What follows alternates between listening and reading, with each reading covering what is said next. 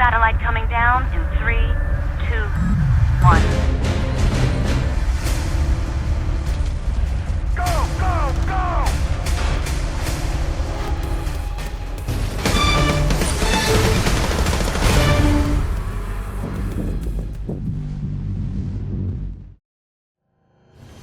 One of the most critical features in all of multiplayer gaming is that of the ability to spectate. With regard to the Battlefield series, the Spectator tool has had a rough and inconsistent relationship, and honestly, it's high time that its importance be noted and the appropriate level of resources be given toward its inclusion in future Battlefield titles. When we talk about Spectator tools, we usually think of a combination of three distinct perspectives: the first-person option, the third-person option, and the freecam option. Battlefield games have offered a different combination of these three options over the years, and with wildly varying detail and quality. It may surprise you to learn that it was Battlefield 4, released in 2013, which actually had the series' first detailed and dedicated spectator mode. Prior to this, only the Refractor Engine games had anything remotely similar to a spectator tool, though it wasn't called as such. Battlefield 1942, 2, and 2142 did not have a separate mode specifically for observers, while a very minor exception for this may be made for Battlefield Vietnam, which I'll detail in a moment. Each of these Refractor Engine titles had a feature simply called freecam.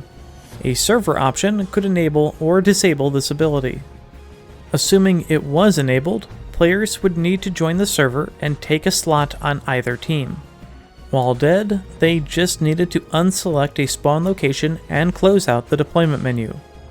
Following a tap of the spacebar, players could then use the WSAD keys in combination with a few others to account for altitude to roam the map in the virtual camera. In the case of Battlefield Vietnam, it had the exact same freecam options as Battlefield 1942. However, it was unique among the Refractor Engine titles, as it actually had a spectator option that players could select in-game near the team swap options. Essentially, it placed players on a third team dedicated to spectating, removing them from the main factions so they didn't take up space. In addition to the freecam, each of these games allowed a third-person chase camera option, which could be accessed by hitting the C key. It would follow one player at a time from above and list their player name. Hitting C again would take you to the next player on the team, assigned by name or server number. You could not choose a specific player to follow, and had to cycle through the entirety of both teams if you were looking for someone in particular. In each of these perspectives, the game chat, kill feed, and minimap were displayed. No other options beyond this were available. Moreover, it is important to note that no first-person camera option were available in these titles. While the absence of a first-person spectator camera was a huge shortcoming, having the options which were available were critical to the success and growth of many Battlefield communities along with the games themselves. From the outset of the series, these tools, particularly the freecam options, were used to substantial effect to generate game content.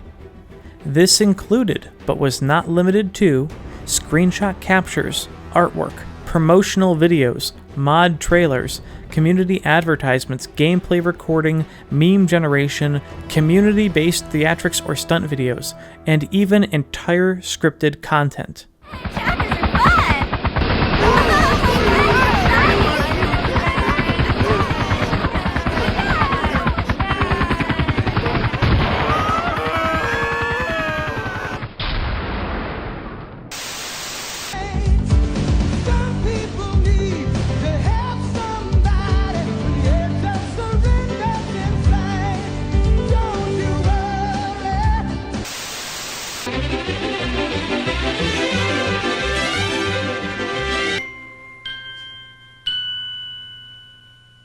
Meep, meep.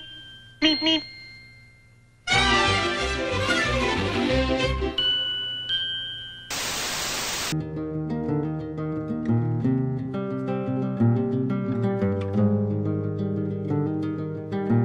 One night to be confused, one night to speed up truth. We had a promise made, 4 hands and then away, both under influence. We had divine sin to know what to say. Mind is a razor blade to call for. Some of these creators would even be noticed and later hired by DICE to work on official materials. I cannot underscore enough just how much these tools were used during the early years of Battlefield for just these reasons. But then there's more.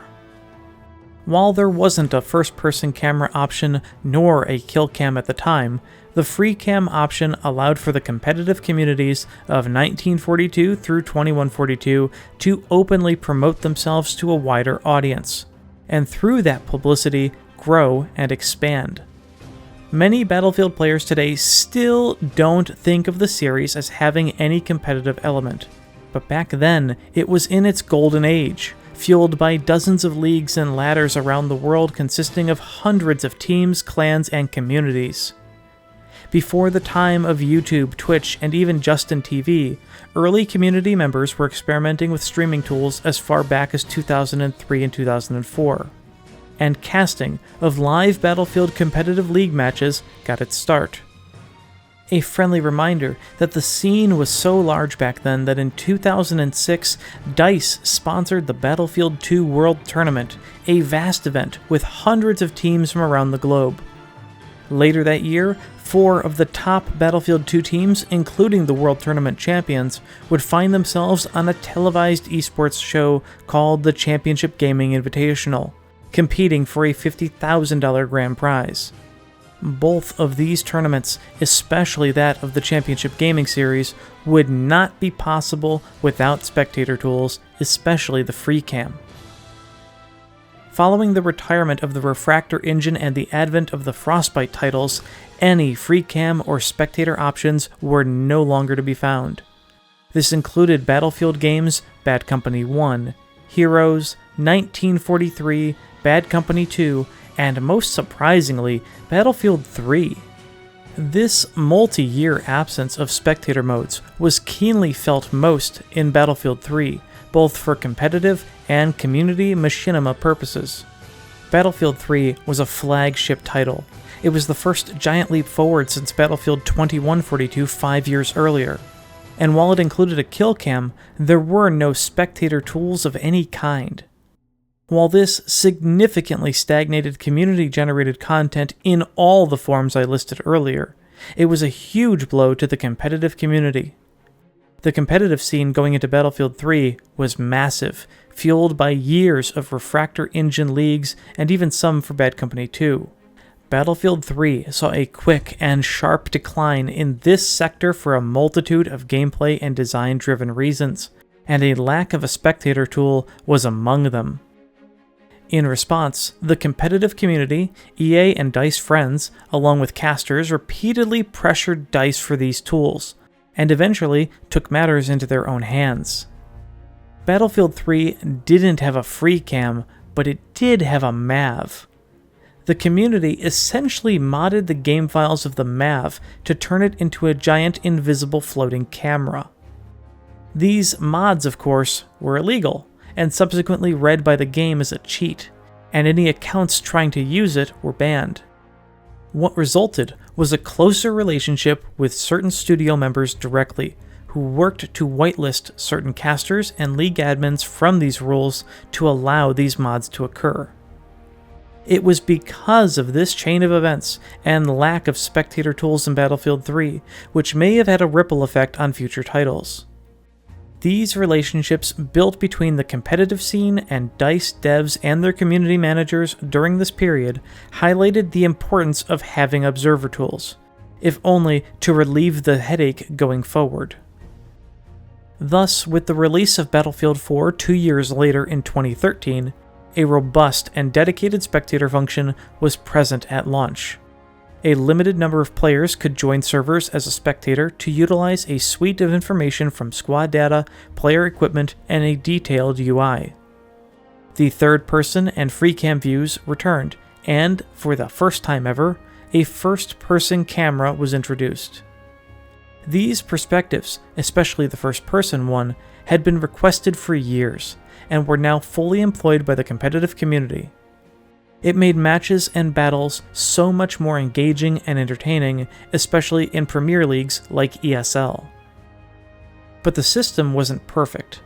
In particular, the first-person view has been criticized for years. While it is great to have, it runs at a substantially lower server tick rate than what the player possesses. What results is often a laggy and desynced view of what the observed player sees, frequently demonstrated by what appears as wildly inaccurate fire and aim, even at the pro level. This trait of the laggy first-person camera would continue through the Hardline, Battlefield 1, and Battlefield 5 Spectator tool versions. Regardless, each of these tools over the next 3 games subsequently provided similar experiences with additional options, such as Battlefield 5 including the ability to change the weather effects of the observer in real time. However, that game had an even more notoriously broken first-person camera when it came to the position of certain gun models, and an even greater lag desync when watching players fire. Once again, throughout the lifespans of Battlefield 4, Hardline 1, and 5, the Spectator tools were utilized heavily by the community for a vast array of purposes from competitive to artistic. But they also served another beneficial purpose. They significantly aid in the detection of cheaters on a server. Even in the Refractor Engine games without the first-person camera view, just watching a player model snap around at enemies, warp across the map at high speed, or abuse restricted weapons were obvious evidence of cheating and could be sent on to server owners, community admins, and DICE devs. The first-person camera, while it definitely could be used as evidence in the most blatant circumstances of exploits and cheating, had a more difficult time with the more careful abusers, since it was hard to tell sometimes with the poor accuracy and reliability of the camera view. Nevertheless, Spectator tools were vastly beneficial for all of these purposes. Again, well beyond its use as cheat detection or broadcasting a competitive match, the outright positive utilization to generate game content, artwork, promotional videos, mod trailers, community advertisements, meme gameplay, record community-based theatrics or stunt videos, and even create entire scripted content are absolutely critical to a multiplayer gaming community and go above and beyond a studio's normal ability to promote a game. Many Battlefield players over the years got into the series because of these videos. They would see one and ask, "What game is that from? Battlefield 2? You can do that in that game? Hell yeah, I'll go buy it." Then we arrive at our current state of Battlefield 2042, which, like Battlefield 3 launched exactly a decade earlier, once again has no Spectator tools to speak of. Sure, some creators have found a workaround with the Battlefield 3 MAV again in Portal, but this is a poor substitute. I have heard rumors as to why the sturdy Spectator tools found in the preceding 3 games never made it to 2042. But as I lack confirmation in this regard, will only state that it is just another bitter disappointment from the game, much improved as it may be. As of this video in July 2023, there is no Spectator mode in Battlefield 2042, and there definitely won't be. And I've accepted that a long time ago. But it frustrates me that a decade after the Battlefield 3 Spectator mode situation, we should find ourselves here again. I cannot emphasize this enough to the Battlefield designers. A Spectator mode is absolutely critical to the success of the game. It may not appear so on paper, but a single meme-worthy video can promote your game to vast numbers of people. It can aid in the detection of cheaters. It can show support for and allow a competitive community to grow. It can allow you to work with and build relationships with a vast array of up-and-coming artists, editors, and cinematographers who might even become a part of your team in the future. And it allows players to show off the true sandbox experience of Battlefield, whether it be by finding new and hilarious ways to break the game, demonstrate stunts, or create new machinima which will be remembered for years to come. Give us the Spectator tools back in the next Battlefield game, and in each following game to come.